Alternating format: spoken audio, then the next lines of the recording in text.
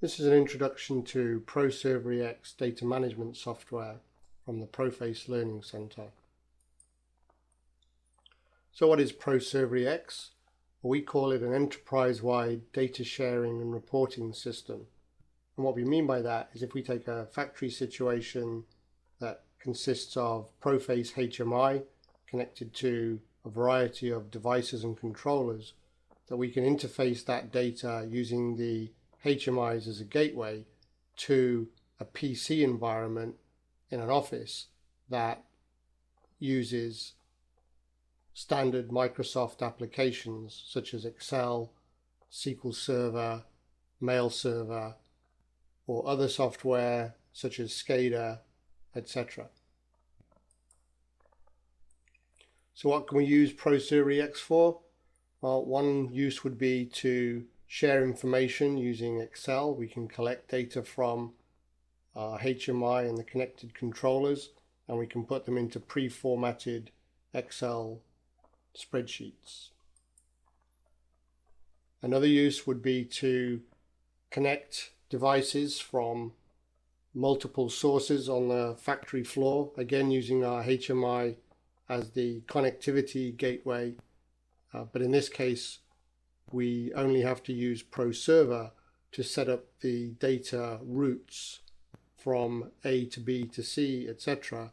And then the ProServer node is no longer required on the network, and peer-to-peer data transfer carries on independently.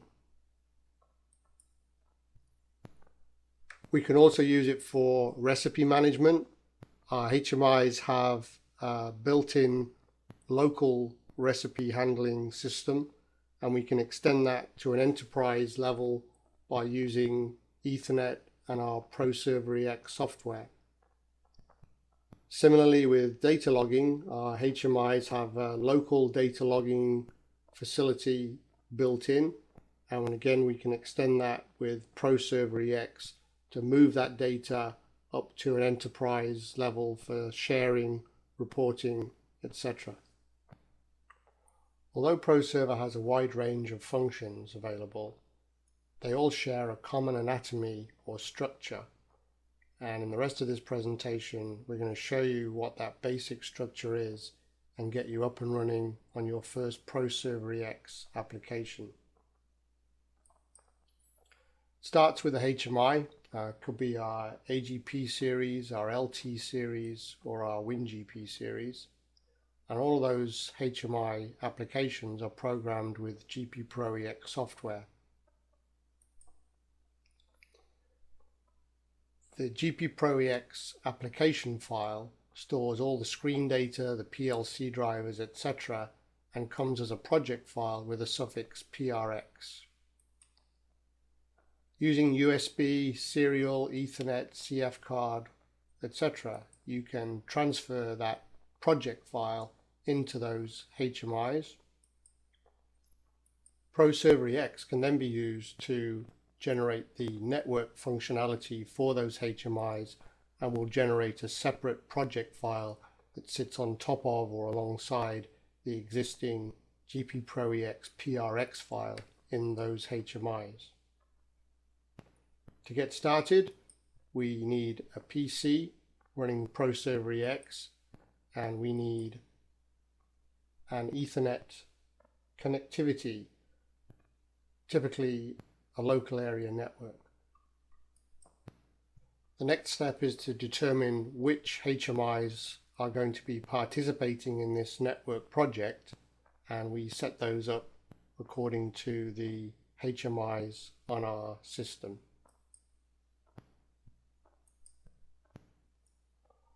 Once we've done that, we assign various actions to each of those HMIs to define their functionality on this network project, and we set triggers for those actions to define when they occur.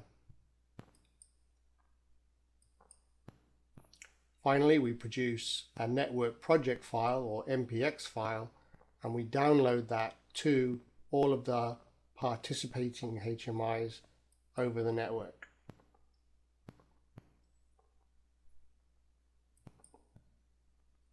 Once we've done that, we can start to add the actions, email, Excel reports, logging, CSV files, DDE, API, and a whole variety of other things.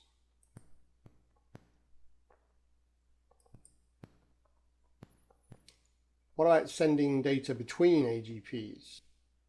In this situation, we imagine a number of HMIs connected to their various controllers that want to share data from one HMI to another, from one device or controller to another.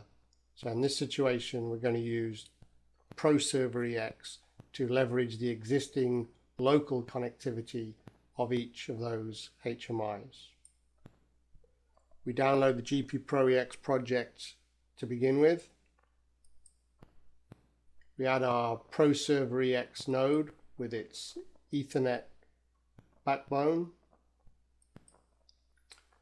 We specify the network connectivity of those HMIs and transfer it to each of them.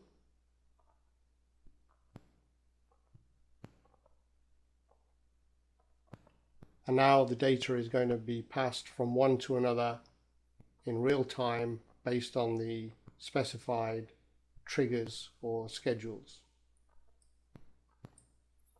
Now the ProServer node can go away and the data can continue to be exchanged between those HMIs, and will do so without any further impact from the ProServer-EX software.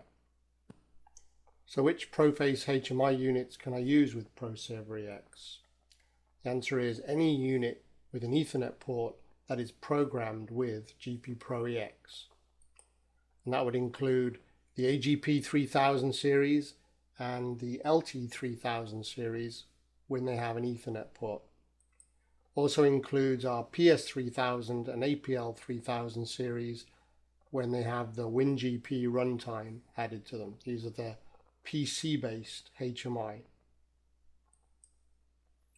What about non-AGP units? Well, we do have a range of legacy products, the GP77R series and the GLC 2000 series, ST403 and Factory Gateway, that can also be added to a ProServer-EX network.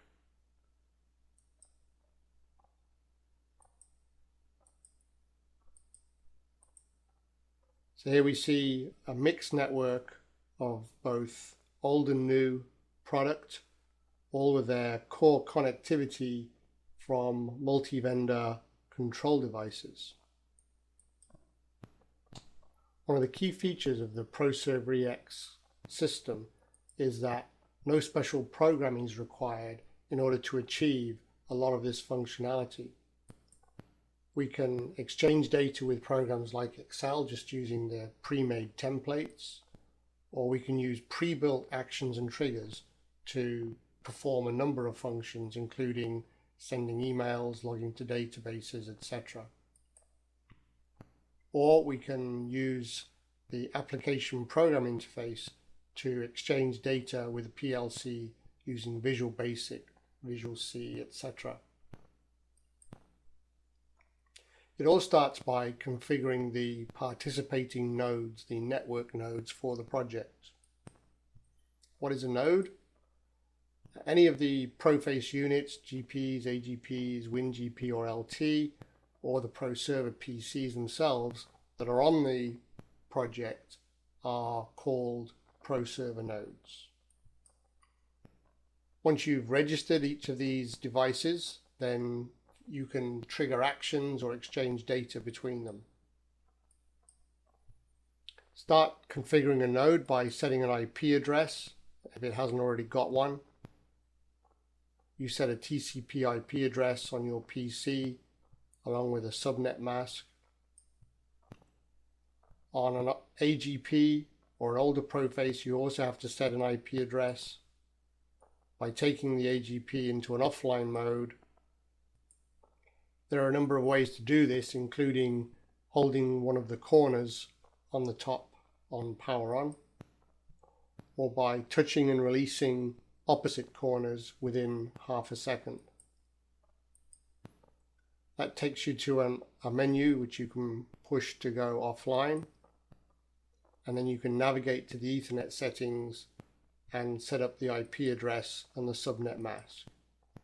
Here's an example, 192.168.02 with a subnet mask of 255.255.255.0. And what that subnet mask is doing for you is saying that the only devices that will be seen on this network are the ones where the first three parameters, 192.168.0, are a match. You can check the Ethernet connection by using the command window and using a ping command to ping the IP address to see if you have a physical connection to that AGP. If there's no response, check cabling, check your settings, make sure there's no firewalls or anything else in between.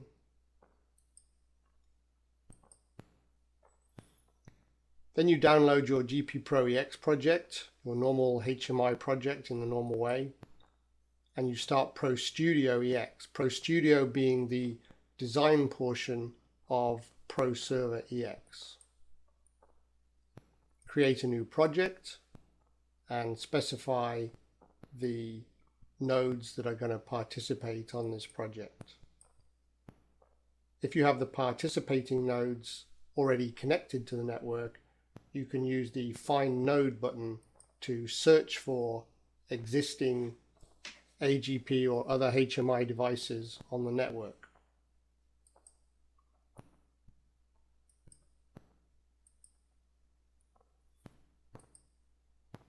Once you have a list of all the available nodes, you can choose which ones you want to have participate and then add them by pressing the Add button. At that point, you're also prompted, do you want to import symbol information from that node? This is an optional step, but it can save you a lot of time. If you say yes, it will upload the symbol list from the online HMI.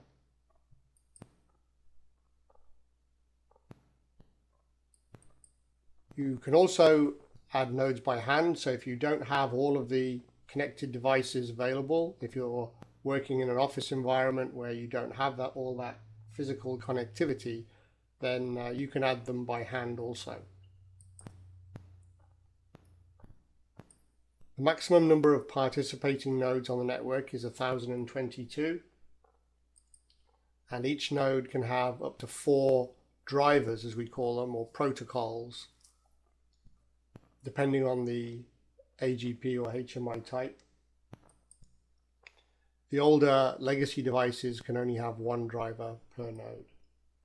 Note that that is 1 driver and not 1 connected device. Most of these drivers will support up to 16 individual device connections.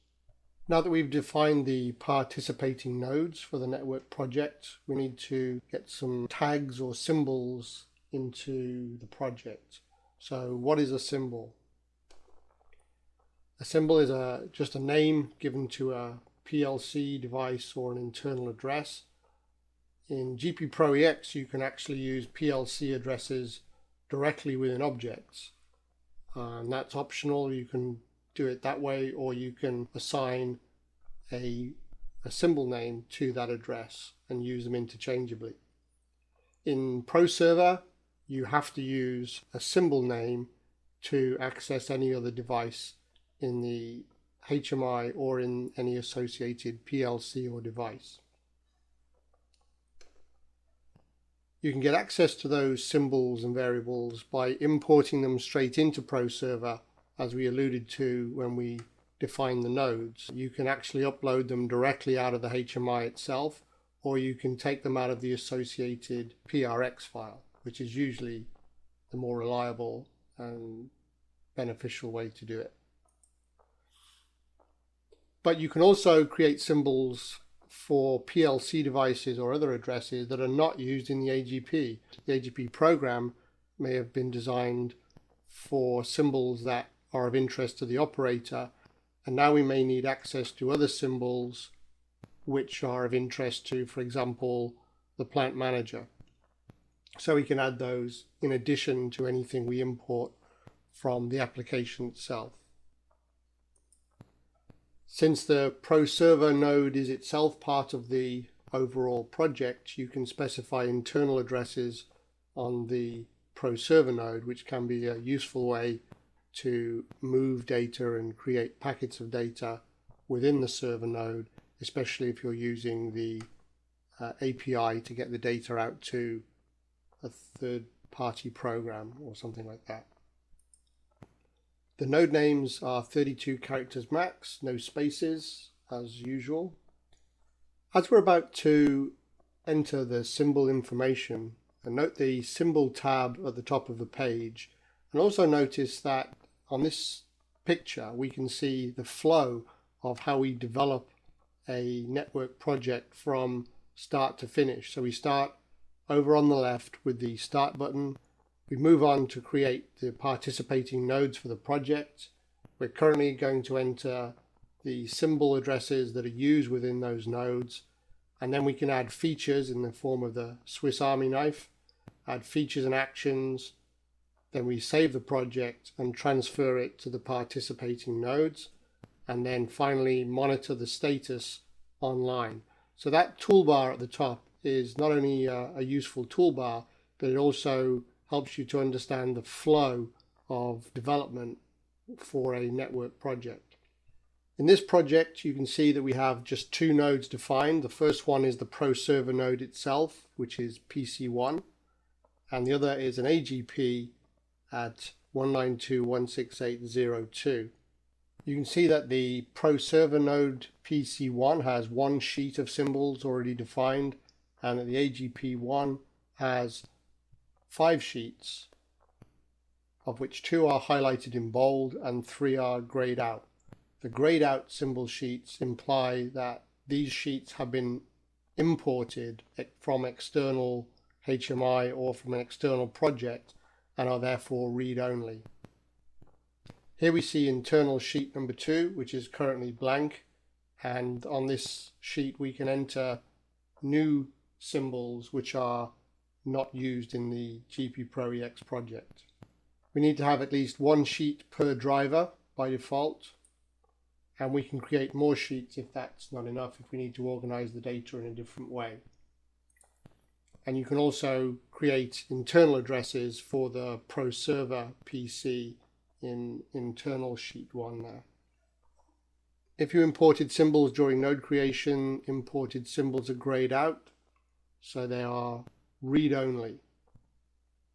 You can use global sheets when you have multiple HMIs with the same driver to save you from having to recreate those symbol names each time. For example, if you have 4 HMIs that all have the same PLC and similar address usage, then you can create that symbol just one time instead of having to do it 4 times. Global constants are another shortcut way to create values that can be used throughout the project and can easily let you scale the project up or down based on increased number of machines, etc. You can create up to 140 symbol sheets per node, and you can have up to 1500 symbols per sheet. Although we have yet to define the actions and triggers that will complete this project, at this point many people like to skip over to the monitor section and to test the data connection to the HMI and prove that it's all live. All you need to do is to right-click the symbol and select the device monitor. You have to save it and download, but now you can see the data from your symbol live on screen. The monitor tool can also be used to edit values in real time from either internal memory in the HMI or any devices connected to those Pro-face units, or any of the logic addresses in Pro-face units that include the ladder logic functionality. All you need to do is to highlight the address and double click it. You can write to multiple addresses at the same time, by putting spaces between the numbers. So 1, 2, 3, we'll write a 1 and then a 2 and then a 3. Now that we've defined the nodes in the project and the symbols on those nodes, we can demonstrate how to trigger an action on the ProServer PC from a remote AGP, WinGP or LT series HMI.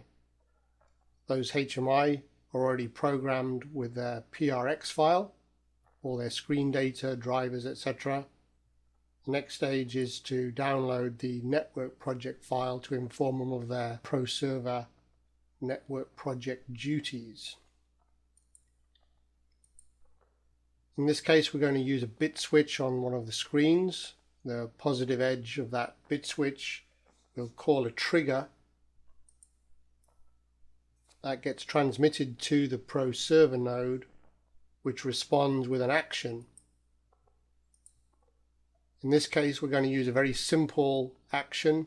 It's called start application, and it will basically run a program on that PC, and you can run pretty much any program that you can access from the command line prompt or from a run command from the Windows taskbar.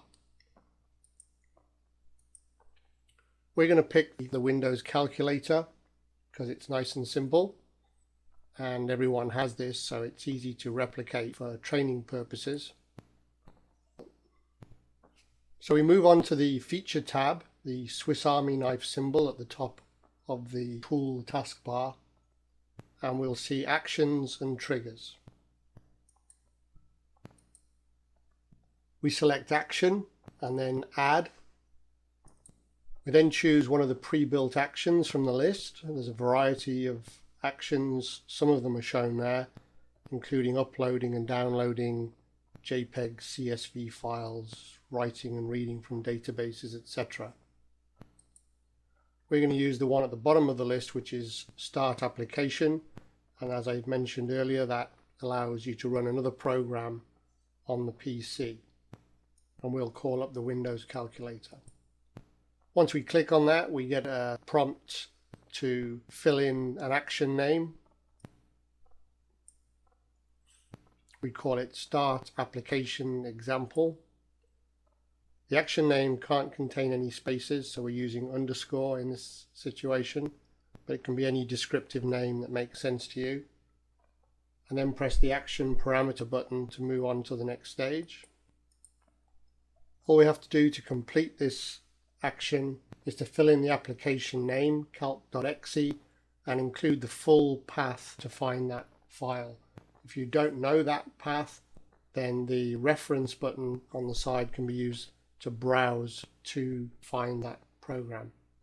With some programs there are startup options, what is sometimes called command line parameters, so that, for example, if we were opening Notepad, we could specify on the startup options a file name to open with Notepad, etc.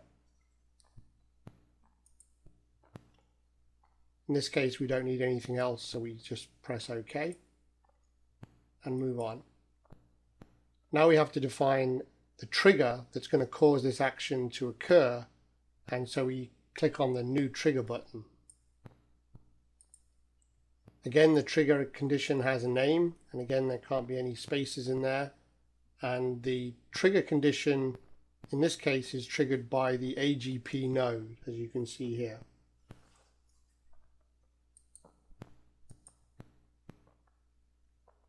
There are lots of different ways to trigger an action. In this case we're going to use the bit switch, so we're going to reference the device on, and we're going to set that to trigger from an internal address called bit_switch1.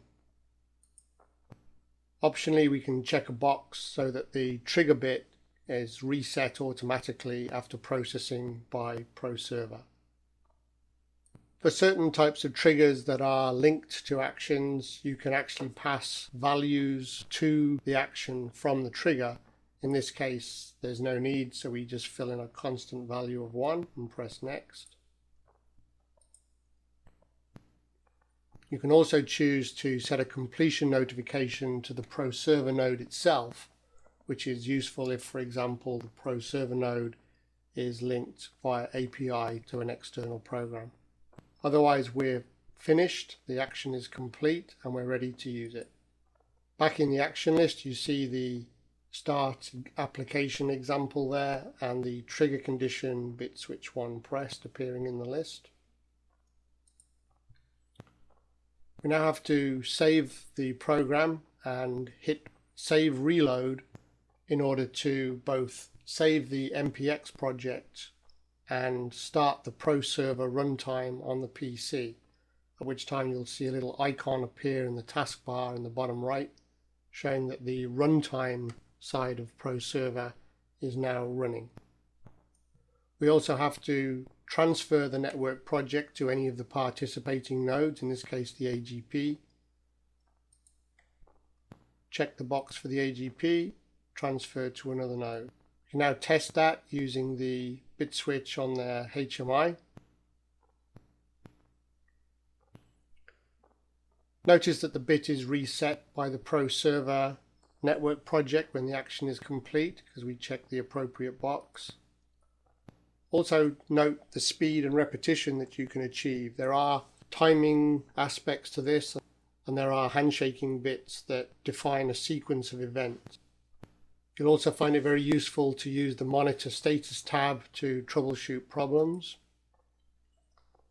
And although there are a lot of different actions available in Pro Server EX, you'll find they all follow the same workflow that you see in the taskbar at the start.